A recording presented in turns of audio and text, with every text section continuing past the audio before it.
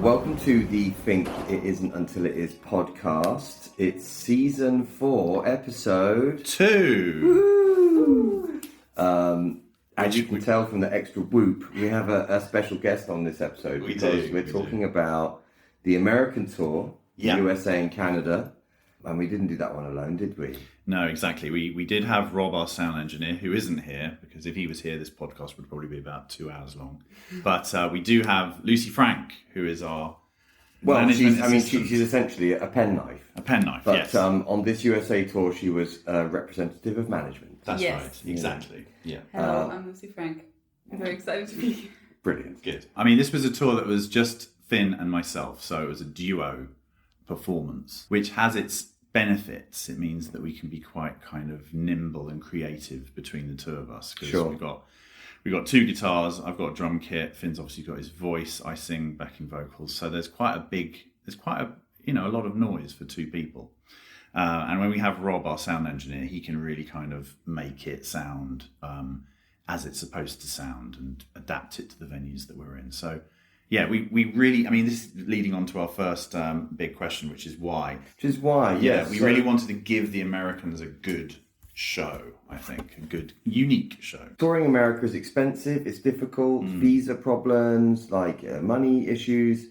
You know, it's not for the faint-hearted. Yeah. We've always kind of thought, I think, as a band, if you tour America in a splitter, you've earned your stripes. Yeah. It's like a tour of duty. You've done it. You've been there. A lot of bands have an image of touring America and go, oh wow, it's going to be great, and then they do it. It's so hardcore that 6 weeks later they're like, yeah, let's just tour Belgium again. It was way nicer. But touring America is like we I don't think we're ever going to quit on that one. No, we feel that it's a life's mission. If we consider not touring America, we feel like we've kind of quit in some way. So because there's so much of it, for one thing. I mean, we also need to mention it's Canada as well. Of course, Canada too. But I mean, the classic cliche, which we've all heard about, is that a sort of newly signed band, will go to America for their first trip from the UK or from Europe, and they'll play a storming gig in New York, and all the A&R people will come, and lots of cool indie kids will come and have a great gig, and then the next gig will be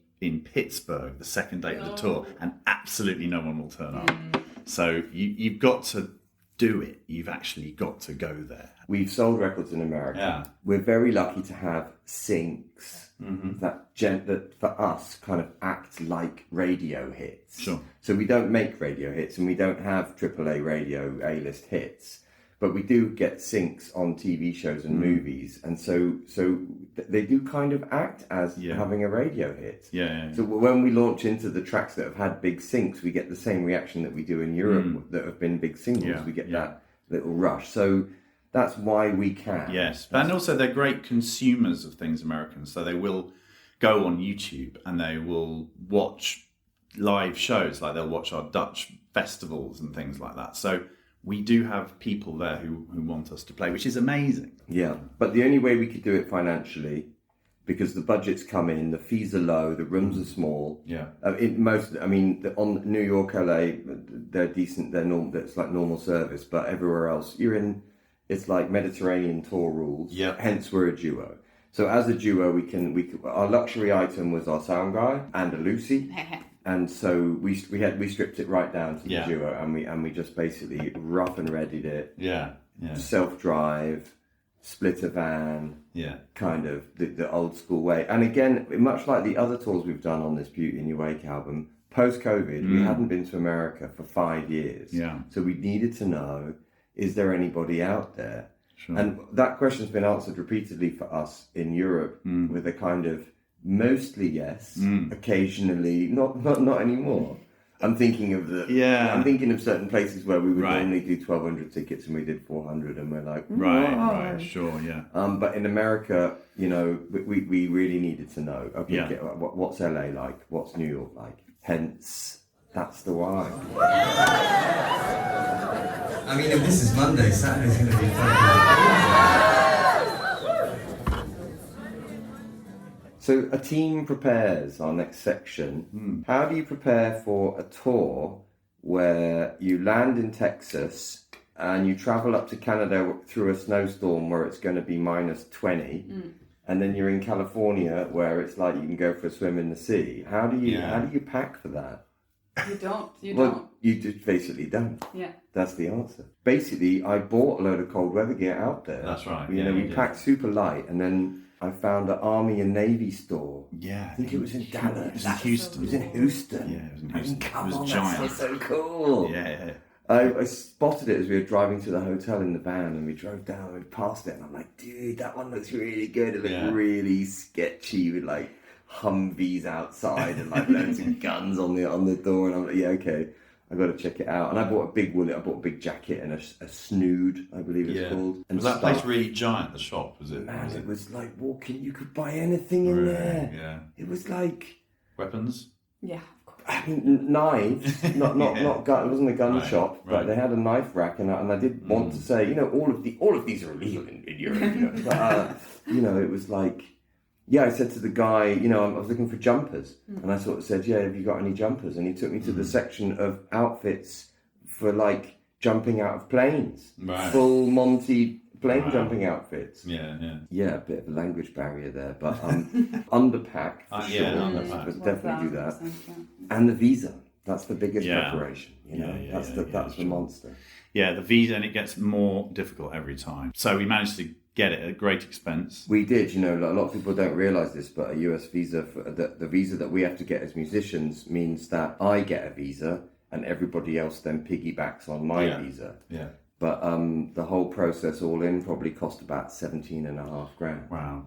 You know, which is so much, and that's your tour profit plus flights. So 17.5K plus flights plus a bit of excess baggage for your gear. You're looking at 20K gone before you've even played a note. Yeah, sure. I guess 3 things we had to get in place. One was the van. That is your home for, I mean, it was a home for about 35 days. Especially for me and Rob. Yeah. We were just laying on the back seat. Sure.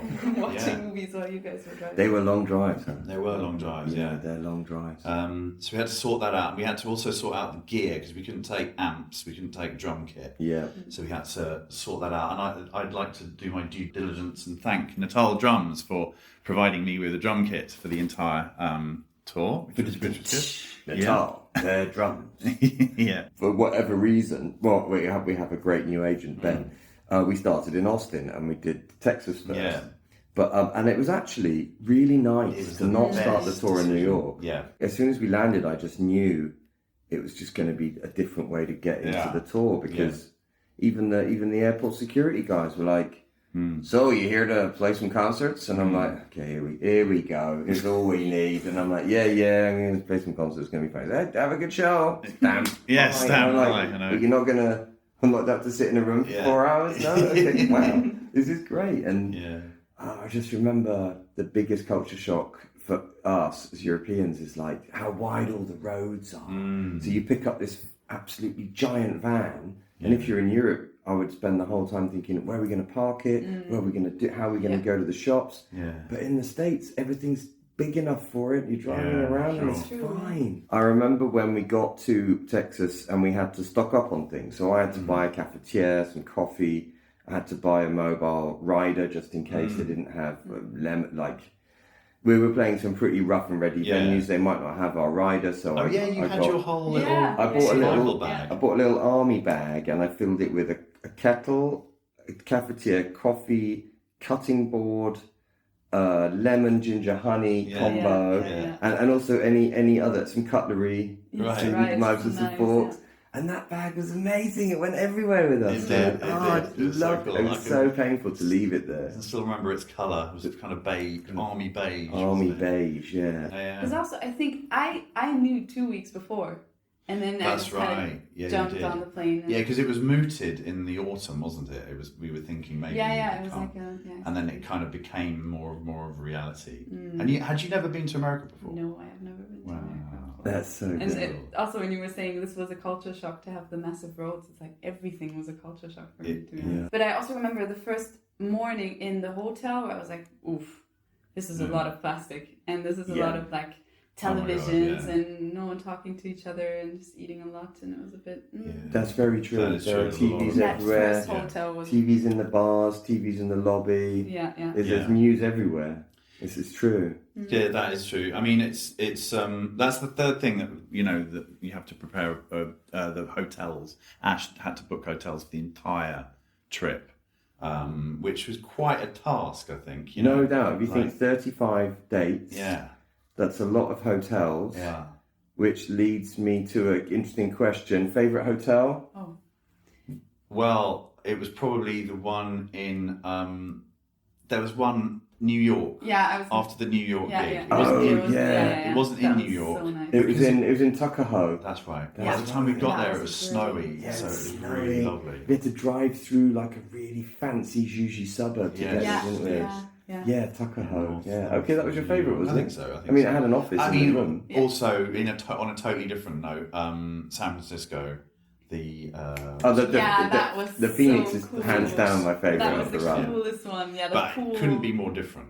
The Phoenix was like a Tarantino movie set, some kind of really downtrodden 50s motel vibe with like a kidney pool. Yeah. But it had a kind of cool vibe to it, man, and it was really nice. And there was it was where all the bands would stay. There was a bus there the second night we were there from another band who was playing Fillmore, and it was like, the Phoenix in San Fran. Yeah, for sure, for damn sure. Yeah. I'm thinking for some weird reason, I'm thinking the Montreal one. With the 60 floors. I think that's the only reason why. Because I just thought it was brilliant. With the weird Russian guy who checked us in. It was so fun. And the cool. Sandman. Yeah, exactly, the Sandman. And the pool was also, it smelled so bad. For some reason, it was such a... Yeah, we walked into reception and the reception smelled like a swimming pool. Didn't it? It was really chlorinated. And the swimming pool didn't that's a smell weird like choice. Yeah. But I know what you mean. It's like it sticks in the mind. That one, doesn't it? Definitely. I mean, we stayed some of the best hotels are going to be the ones where you stay when you're on a big drive. So America has a couple of these drives that only exist on American tours. Minneapolis to Portland, 29 hours. And what is it, San Fran to LA? It was actually Vancouver to San Fran. Yeah. It's like 20 hours. That's huge. So you basically get in the van, drive it till it runs out of petrol, stop in a random truck stop, which is an awesome part of touring. Yeah, totally. And then experience the local culture and buy a top and buy some stickers, I don't know, and have a hang, buy some coffee. Yeah. And you basically just drive, empty the tank, get to the motel, pass out, and you see the same vista, but it's just slightly changing over 27 hours. And you leave one place, you drive through a whole ecosystem, and you arrive at another place, completely different ecosystem in one kind of journey. Sure. It's really kind of something else. It is crazy. And also we had this, I think this was my idea actually, because we had to go back to Austin at the end to dump the van and dump the gear. So the last gig was in Phoenix, and we sort of looked at the map and thought, oh yeah, that's all right, we'll just drive back to Austin afterwards. It's a bloody long way. Yeah, that was a long way. It's a long way. And we spent the whole time debating whether or not to go to a fucking rodeo, didn't we? A fucking rodeo. Well, Lucie's Lucy's really into horses. She found a rodeo. Who was headlining the rodeo? I don't remember the Hermanes. El Capitane or something? La Mafia. La Mafia. La Mafia. That's it. That was What it. they were called? That was Yeah, what they were called La yeah. Mafia. And the frontman had a German name as well. I don't Nice. remember his name. I mean, we didn't end up going to a didn't, rodeo, no, but it it was a heavy timing. debate in the van. But And it felt like we went there. That was my favorite part, nearly going. Nearly there. going to a rodeo. That's classic.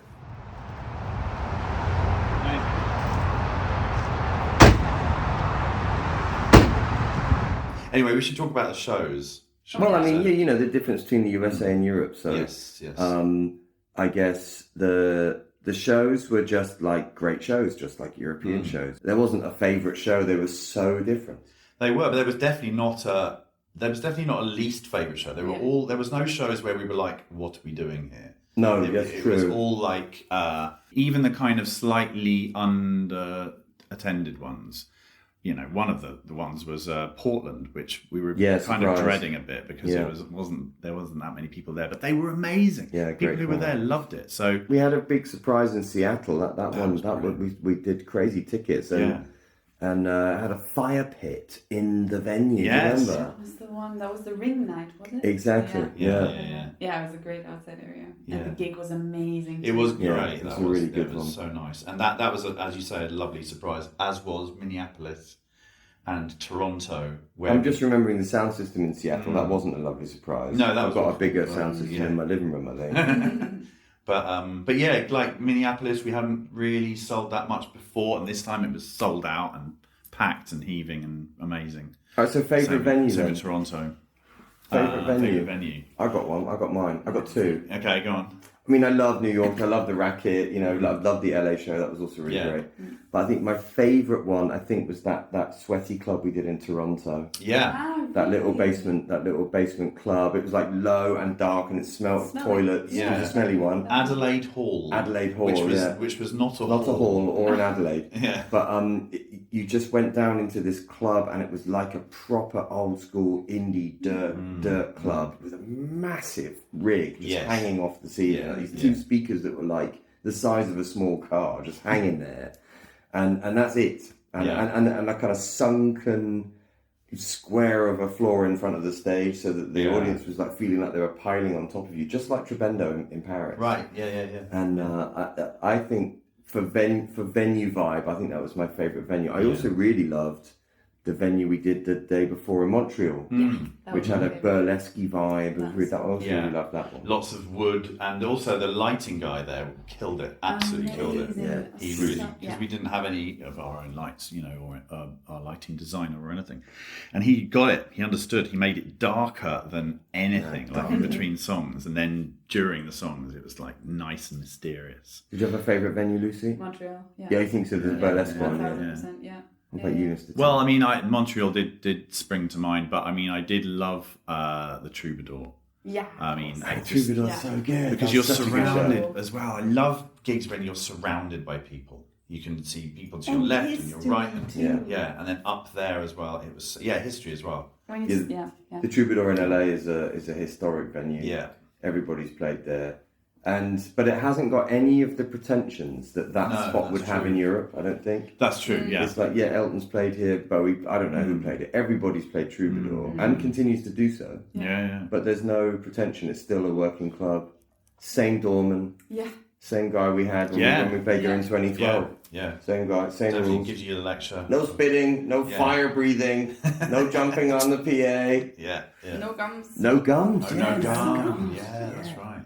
Okay, so should we say least favourite Oh, I venue was then? thinking about that as well. Well, yeah. Without naming any names. I have something to say about this, but I don't know what. I don't want to annoy the people who came to the gig because it was a really nice crowd. But Lincoln Hall in Chicago, Tough one. Tough gig. it's such a tough gig It because is. everything about it is amazing. The room, you look at the room and you're like, this is a beautiful woody room, and the staff are lovely. Yeah, everything's great about it. And the people, the audience were really nice, but for whatever reason, when we stepped on stage, it just never quite hit it. Couldn't quite get the vibe going there. And I can't tell you what it is. It's the second time I felt exactly that way.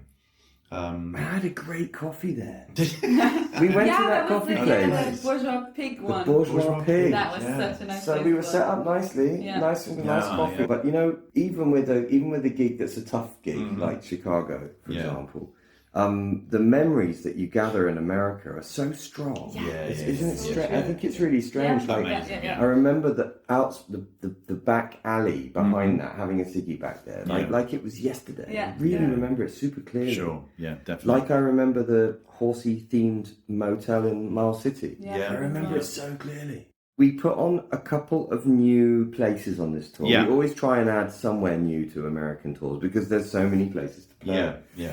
And on this one, we all had a lovely time in the South on this one, didn't we? And this one we added a Dallas. Yeah. I played it solo, but we hadn't given it the full Monty. And we added a Houston, yeah. Yeah. And we did Atlanta. Yeah. I mean, I also played that solo, but it was just nice to go back down Austin, there. you done Austin, I've done solo, but to actually start there and spend Yeah, some time down there and meet all the people down there was a delight. Yeah, it really was lovely. And adding places, Phoenix, that's an adding. Phoenix was a new That was one, a really a nice real one. surprise, really beautiful gig. And then, of course, Papy and Harriet's in Pioneer Town.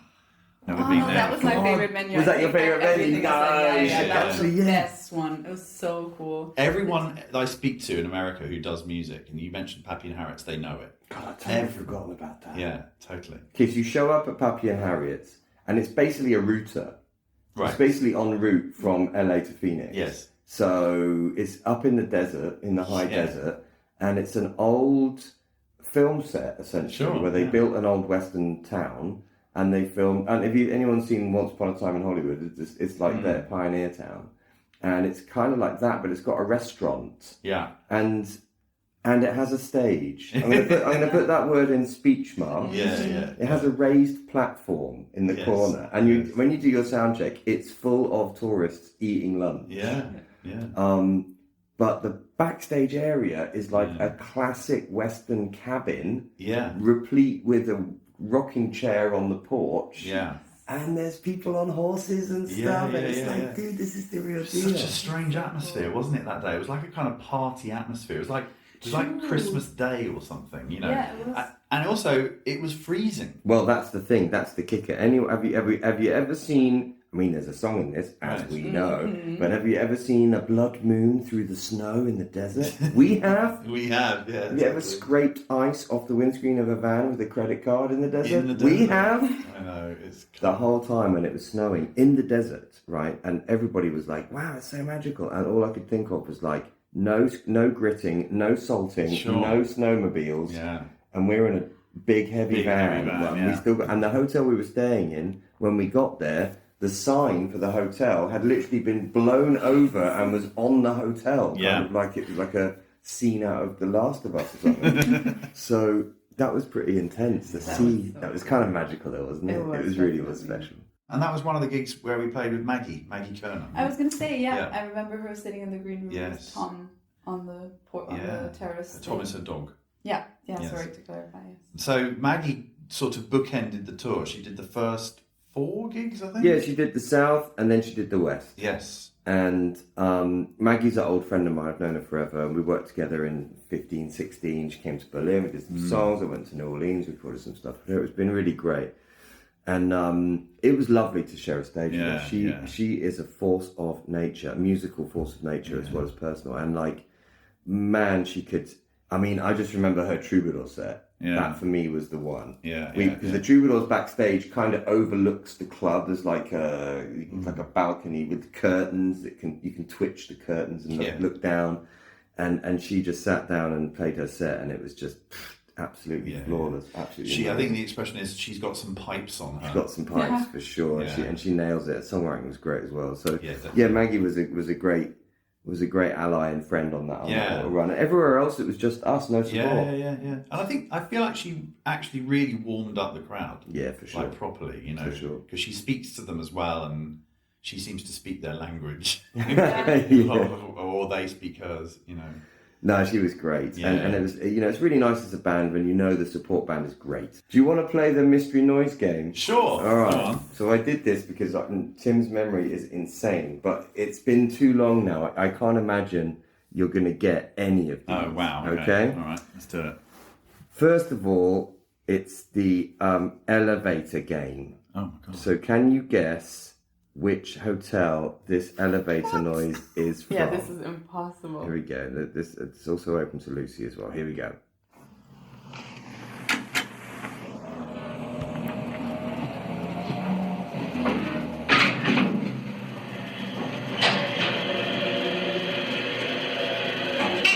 It's a particularly rickety one.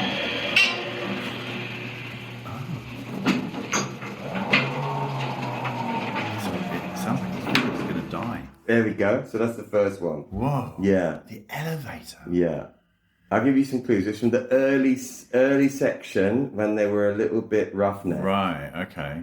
Was it the first hotel? Was it the Austin Hotel? It was the Best Western Plus in Houston. Very close. Was it? Very, very, very close. Okay. Yeah. Should we do the next one then? Yes. All right. Here we Is go. it? Yeah.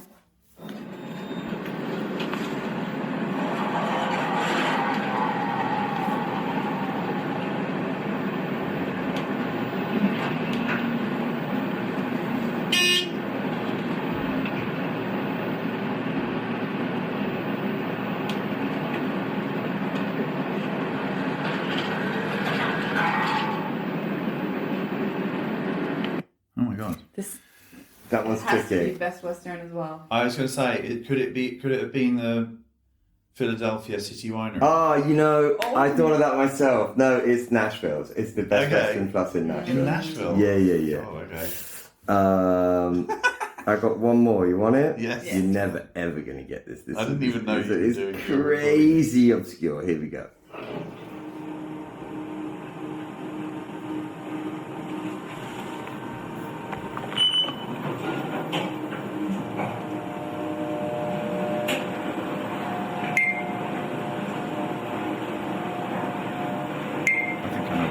You can't know. If you know what this is, that you should be on a TV show or something. Is it the Holiday Inn in Seattle? No. It's the Little Rock, Marriott Little Rock. Oh, really? Yeah, Marriott Oh Little my Rock. God! Because I remember the Holiday Inn Express in Seattle being particularly kind of odd. Like, Did you get any inspirado? Did you get inspired touring America creatively? creatively, Yeah. I mean, Does it? Because a lot of the Yeah. music we listen to when we're musing on new albums is Yeah. Americana. We get inspired by it. yeah. I mean, I suppose I get inspired in sort of the playing, in the performing sense, because you really, like when we were playing the song "The Only Thing That Matters," I was really beginning to kind of lean into the whole, the joyful strumming of it, because that's quite a kind of an American thing. Definitely has that major D vibe, Yeah. has a definite Americana vibe on it. Yeah, for sure. I was really grateful that we had the selection of songs that we have, because we're not sort of one-sided. We can give them something pumping and we can give them something pretty as well, But in terms of like inspiring to create, like to write things, not any more than anywhere else, I don't think. Yeah. It's always made me want to write more, write as in prose. Ah, right. Okay. It's always made me want to do a bit of that.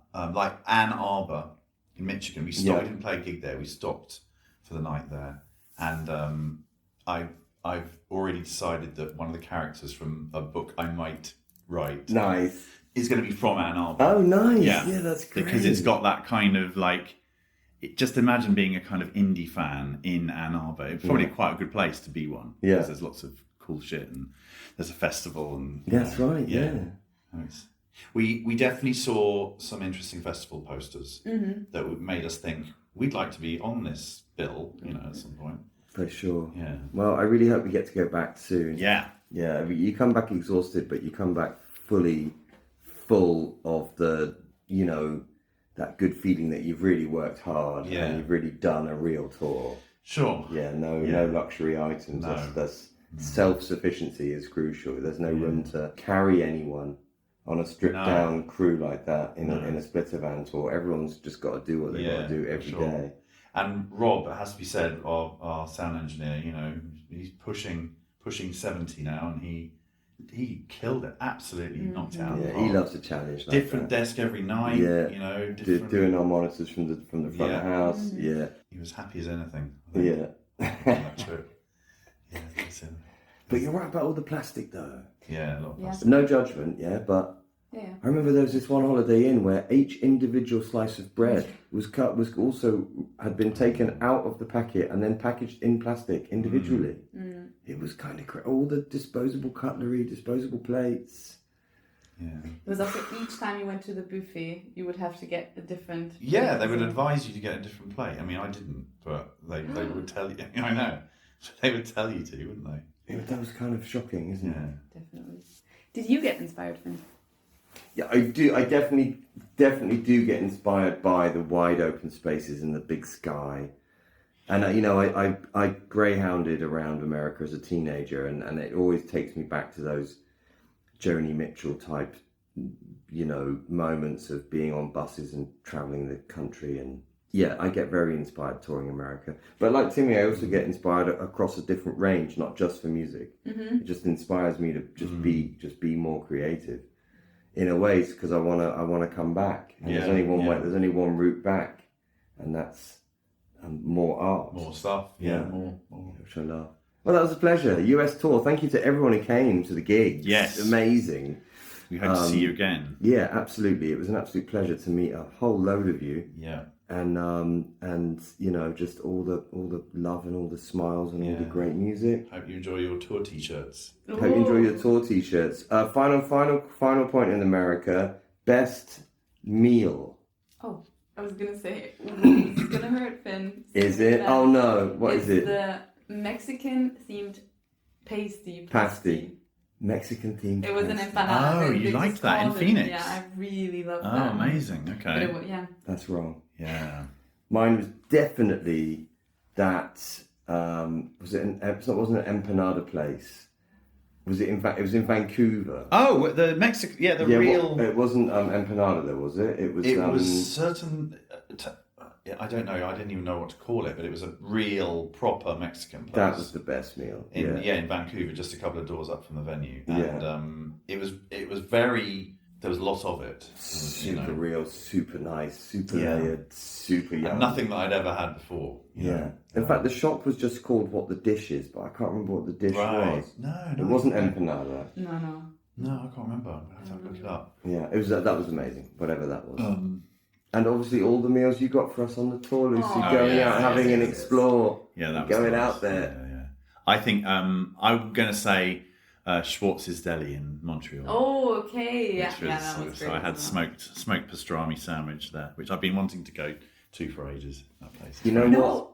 Yeah, Sorry, I want to change my. dare I want to I? change my jaw. Oh, yeah. It's the slice of pizza we had in New York in the van on the way to Tuckahoe. Oh, you that liked was that, actually didn't the you? best thing I ate. What was it that called? was slice. The place in Portland where we went to in the morning and that. Oh, like, the biscuits, sponge, but Pine Street biscuits. Yes. Oh yeah, That was great. Best food ever. That was very cool. That was a impressive. nice spot. Didn't Yeah. you buy a T-shirt?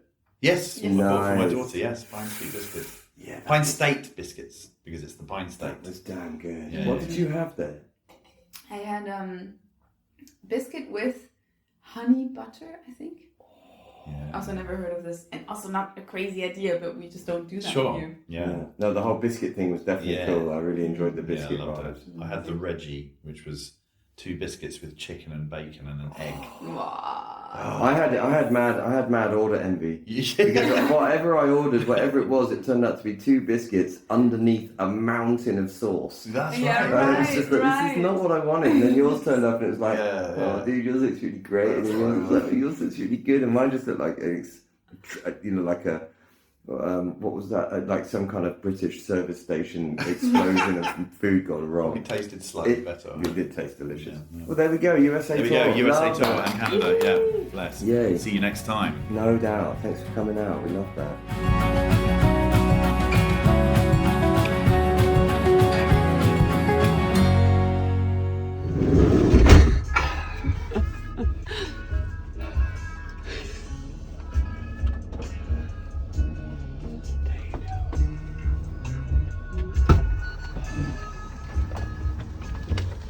Rider's deal.